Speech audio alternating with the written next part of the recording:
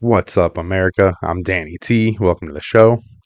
Well, we got a lot to talk about with Minnesota today, from fraud, conspiracy, propaganda, subpoenas, arrests, convictions, the recent shootings, and we'll even take a minute and talk about what I think the future of ICE and deportations is going to look like over in Minnesota. Well, this past weekend, Tim Walz called in the National Guard.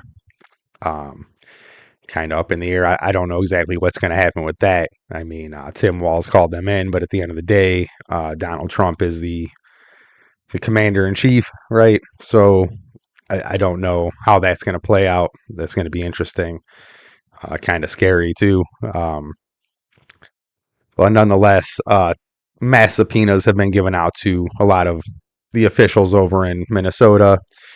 Tim Walz, Jacob Frey, Keith Ellison, Kaoli Hurd, um, Mary Moriarty, and several others.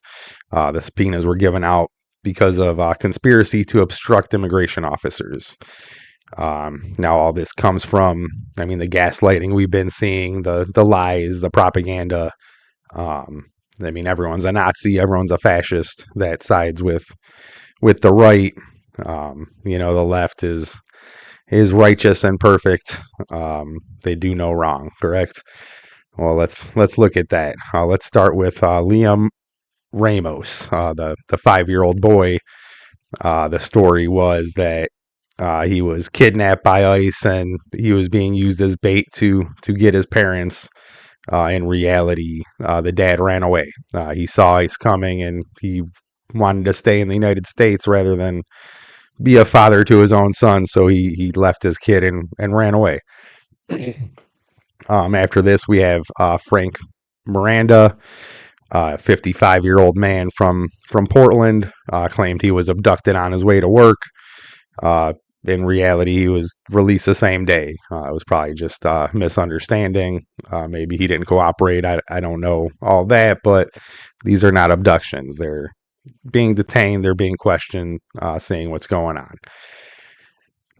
The same goes for Nasta Ahmed, the bananas and rice lady. I think we all felt a little dumber after watching her speech. She claimed she was abducted and roughed up and claims racism. She had that giant Band-Aid on her head.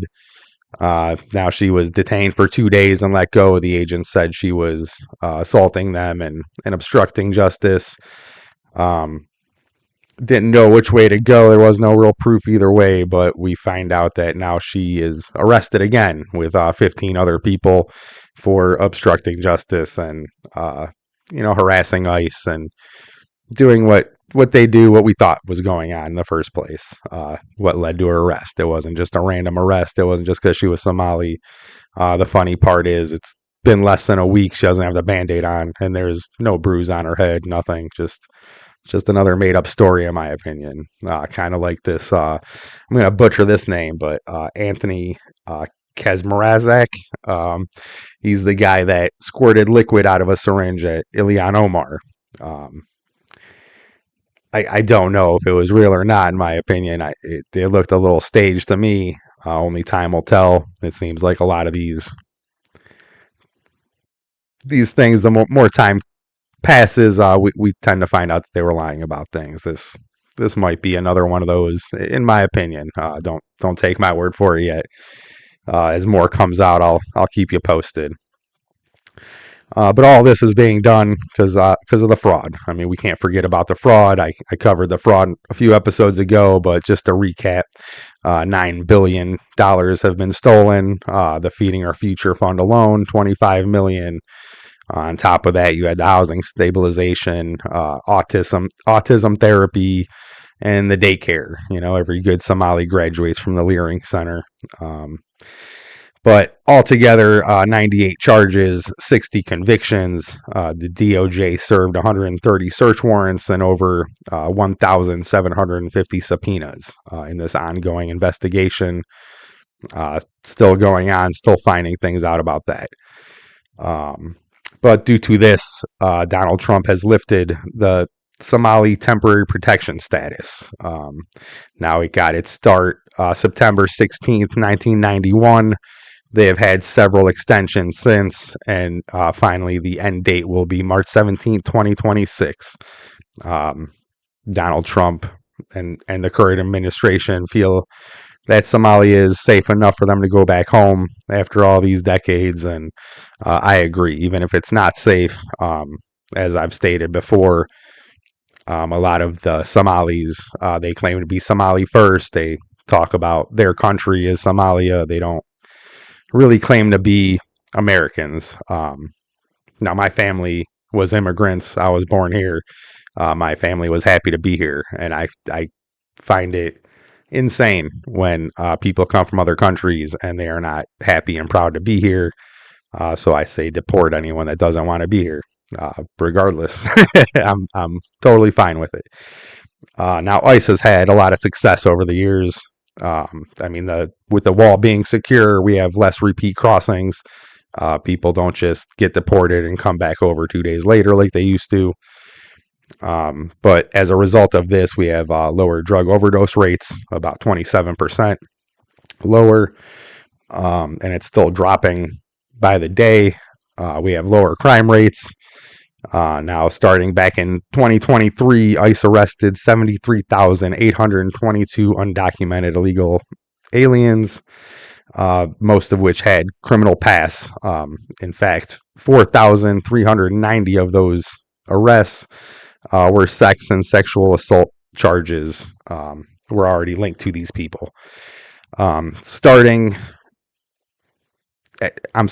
of 2026, 670,000 illegal deportees have happened, most of which are murderers, rapists, and pedophiles. So thank you, ICE. I know you're underappreciated, but people like me do appreciate what you're doing out there. Now, this brings us to the people that oppose this. Your far left governing officials pushing out this idea that ICE is bad and all of this is bad, and their brainwashed little constituents. We look at Renee Good, okay? I understand there's mixed feelings about her and what happened in that situation. We do know she was part of a loosely organized group called ICE Watch, ramming cars, blocking roads, blowing those little whistles, letting people know that ICE is coming, letting the illegals know it's time to run. That's all obstruction, in my opinion. I know the left really wanted that to work. I mean, Renee Good was, if you added a septum piercing and painted her hair green, I mean, she was an overweight, single mom, lesbian, feminist. She was pretty much the poster child of what the left wants for their domestic terrorists. Again, my condolences to her family, but she did try and run over an ICE agent. So all these people wanting justice for Renee, I think justice has already been served when it comes to that. Now, Alex Pretti, that's a little bit of a different story. I am all for protests. I think everyone has the right to protest, use your voice. I fully back it up. Even if I don't agree with what you're saying, I agree that you have every right to say what you want to say. But protesting and rioting, obstructing justice, these are two totally different things. So when it comes to Alex Pretti, I don't think he was a protester. He was there to agitate ICE agents. He was there to cause trouble, like all of the people there are. This isn't protesting. This is a blatant disregard for the law. Half the country does not want these illegals here. Whether you like that or not, there's several ways to do it. You can actually protest. You can write letters to officials. You can vote and change what's going on based on your vote, which isn't happening because we voted for this, what's going on. But putting yourself in harm's way, assaulting officers, doing things like that is not going to get you anywhere but shot. And I understand a lot of people use a defense that he had a gun and that he had clips, and you know what? He is legally allowed to carry those. I don't think that was a reason for him to be shot. Um, but he is an agitator. He did not have his ID. They had no way of identifying this man. Even if they had the chance, they didn't have a chance. He didn't calm down. He kept fighting back. He kept resisting. And um, again, it's a sad situation. I don't think anyone deserves to have their lives taken, but he kind of brought this on himself. Um, Now they keep pushing this narrative of he was a nurse and he was this peaceful guy, which I don't buy. I didn't buy it before, but right before I came in here to record, I didn't have time to really look into it. There is a video that surfaced from January 13th, just about a week before the incident where he lost his life. There's a video of a man that looks just like Alex Pretti, same jacket, same hat, gun concealed in his lower back in a holster, just like Alex Pretti in the most recent video. You see him calling ICE fucking trash. You see him spitting on the SUV. And as they go to leave, you see him kick out their taillight.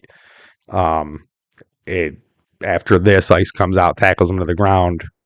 They eventually let him go. I don't know what happened to him, but the video is pretty compelling. I don't think it's AI. It looks just like the man. From my understanding, the BBC analyzed it, and the facial recognition, I believe it was 97% match. So that being said, that is a history of him agitating, being violent. This isn't a peaceful protest. This is not a man just being executed. These people are putting themselves in harm's way, in my opinion. I don't think it's right to get your life taken, but I also don't think it's right to obstruct justice. And I've said it before, I don't support lawlessness. I don't exactly agree with the FBI, the CIA, but if I was pulled over by the FBI or CIA, I would comply. I would give them my ID and I would do everything I needed to do in a respectful way to be on my way. If I was to fight them, I would expect the same outcome that Alex Pretti had.